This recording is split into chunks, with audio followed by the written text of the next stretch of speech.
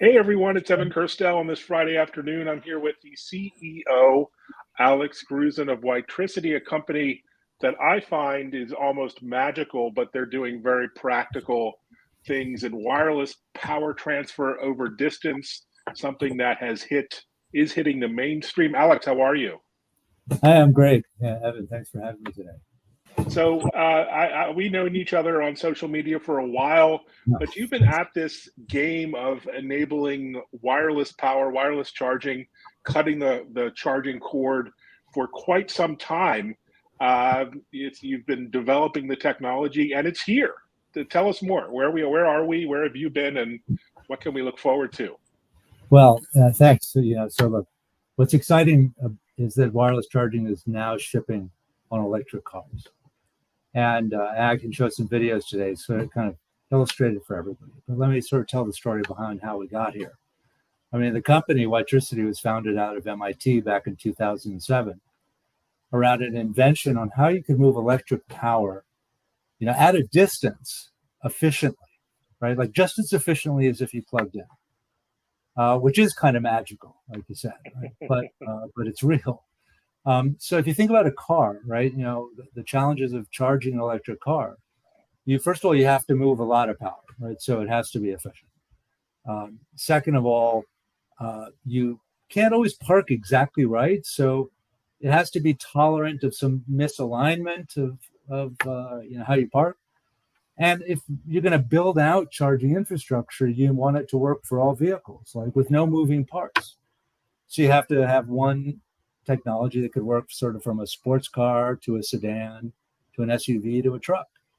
And so that is sort of the unique secret sauce of Whitetricity.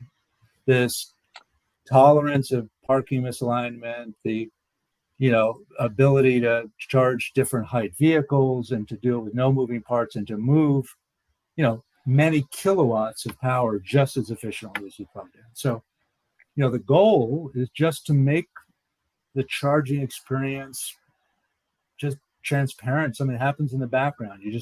You park the car, you walk away, you always come back to a charged car. You just never have to think about it. You have groceries, you have a kid on your hip, you're late for something. You always come back to a charged car.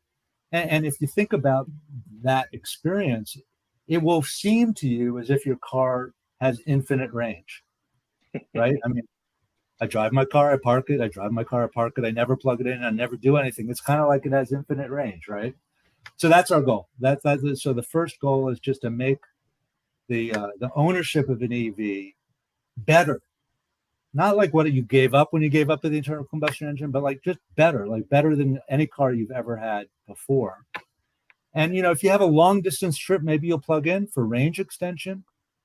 But outside of that, day to day, you'd never have to worry about it, never have to think about it. So it's a fascinating technology you're developing with partners out there.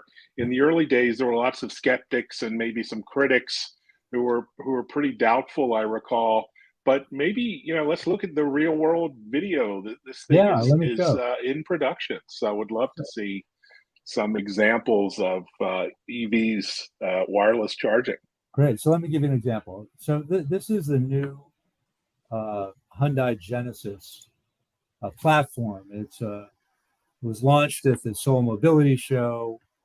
You can see this sort of beautiful, like obelisk shaped charger with a pad that goes under the vehicle.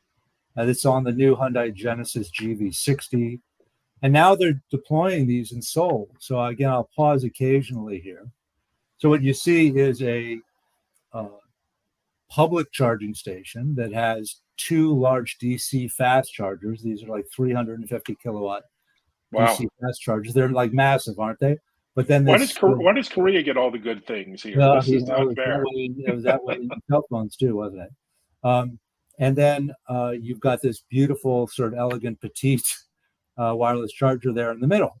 And so now, there's a pad that you drive over, and it's very simple. It's all weather. It could be in the snow, the rain, it could be underwater, would not matter. Um, and you pull up to it, and as you pull up to it, you get guidance inside the vehicle to say you're in the right location. It uses the cameras, and I'll show some in-car video in a second. And you just turn it off, and it just starts charging. Here you see the camera integration, and you pull forward. It's actually snowing outside, if you can see through the windshield of the car. The cameras, internal cameras pop up. You get parking guidance. You get told that, hey, you're in the right spot. Hit the brakes, turn the car off, and you're charging. That's wow. That's like the whole experience. So you're done. And now you're charging. You just get out of the car, and walk away.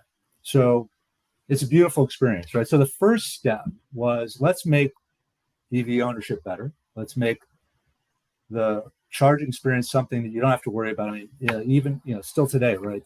The number one inhibitor to people buying an EV is charging and having to think about charging. Creating new consumer behaviors is just not that easy. I've been selling and creating consumer products for over 20 years. So you don't, new behaviors, thinking about charging. Do I have enough range for today, for the tasks I've done? Do I have to plug in? This just puts it all in the background. You just don't have to think about it ever again, which we think, and our market research shows that when you introduce people to the idea of wireless charging, what I just showed you in that video, the purchase intent for their next car to be an EV could jump by as much as 68%. So my goal is to welcome in the next wave of EV buyers. Today's EV buyers are largely early adopters, have convinced themselves, they're willing to tolerate this task of charging to get an EV, which is great. But to reach, 20, 30, 40, 50% penetration, we need to make charging an easier experience.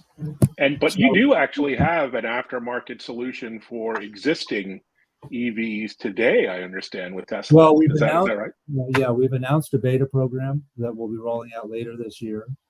Our core business is still working with automakers for factory installation, but as the installed base grows, we want to give people an option. So that'll be commercial in 2023, but in beta later this year. So we did announce that. So that experience is now getting into people's hands. I showed that example of the Hyundai Genesis GV60, which is a fantastic car. The second exciting thing that, and reason the automakers are working with us is, look at all the investment that's taking place in autonomy, right? Think about a robo-taxi. Well, there's no one to plug it in, right? So it's going to have to go park itself and charge itself somewhere, and that's our technology. But between now and that sort of future robo-taxi world, there's autonomous parking, right? And autonomous valet. So the second recent customer that just launched our technology is a company called FAW. It's one of the largest Chinese automakers. And they just announced their new EV platform, and they announced a partnership for autonomous parking garages, right? Autonomous valet, where you can send the car off and have it park itself. And it's an EV, right? So to park itself and charge itself. So let me share that video here.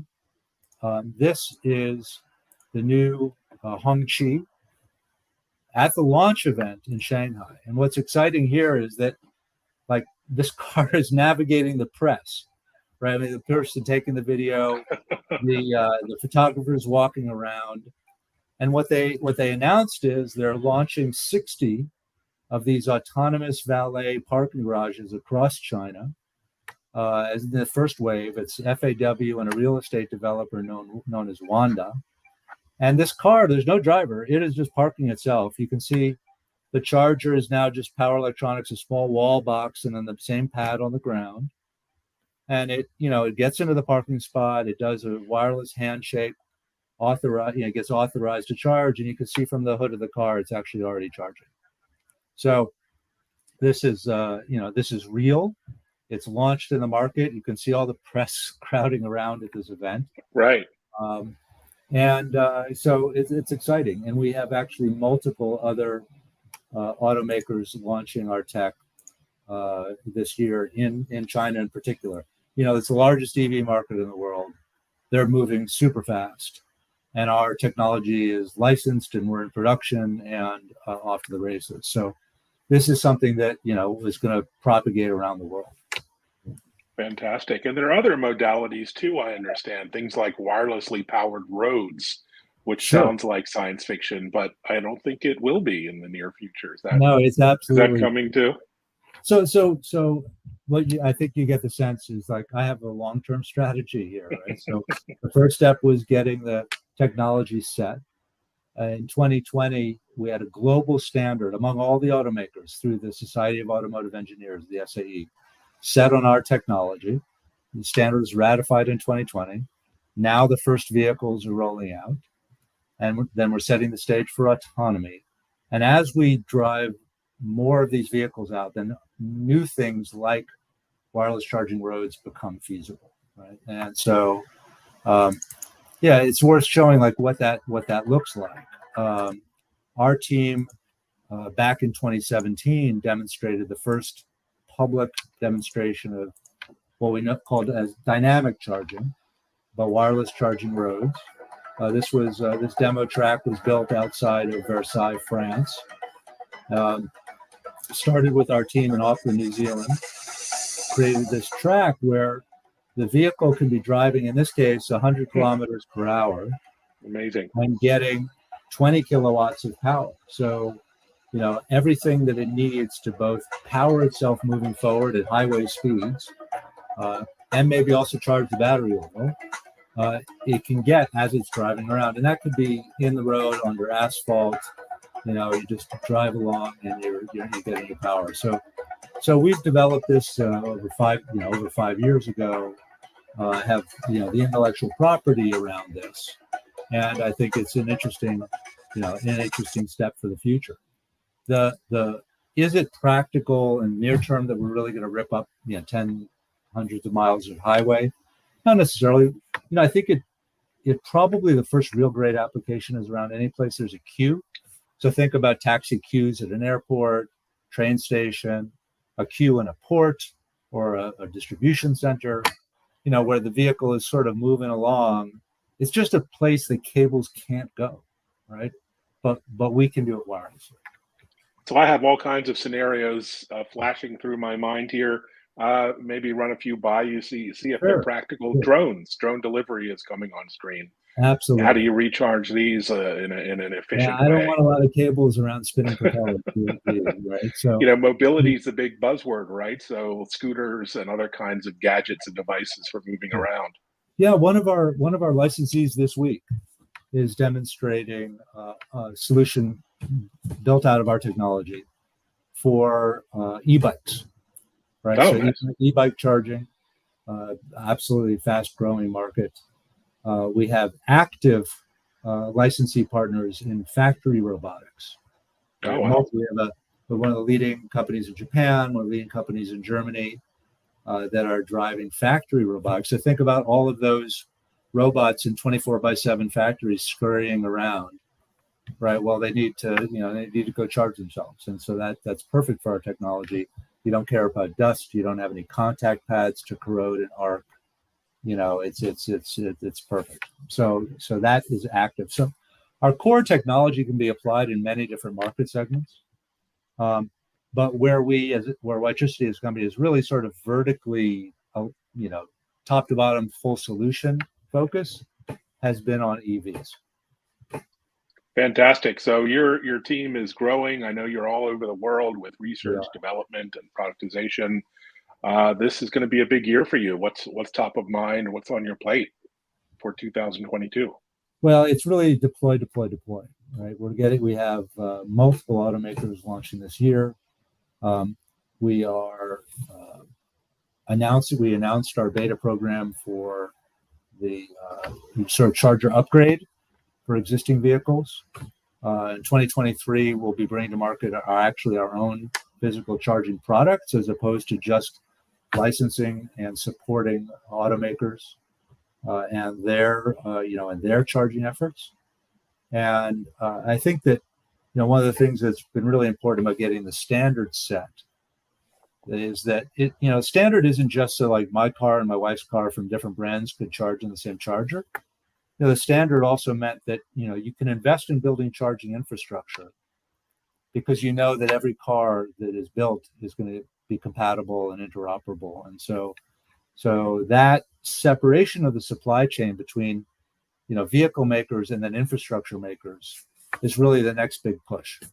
So we'll have a common charger that can work across multiple brands, and we think that that's going to be a key enabler for the business. The other big push is to heavy duty vehicles and commercial delivery vans, and middle mile trucks and transit buses.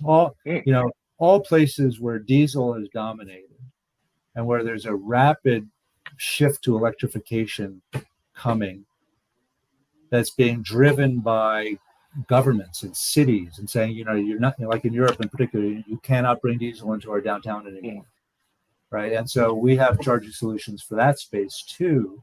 And that isn't just about convenience and making the experience better. It's actually cost savings. How do you make the operation of an electric vehicle more affordable, have less peak power required for charging, make the infrastructure more affordable to deploy?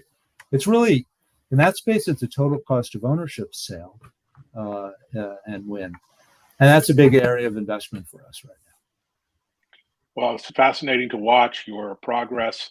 And there are many benefits, it seems. One of the really fascinating opportunities is around accessibility. I was reading about how you're enabling, elderly or disabled to recharge, others who might have difficulty, with the plug-in charging. I mean, what a great advancement all around. Yeah, well, if you look at that experience I showed in the Hyundai video, and so there's just nothing to navigate. There's no tables to deal with. You're not having to haul stuff around and stuff to tangle, and it's just a simple magical experience. And so we're excited about that aspect of it as well. Well, congratulations on all your success. We'll be following Witricity on Twitter and you and on LinkedIn for updates. Thanks so much for checking in. Thank you, Evan, and always great to spend time with you.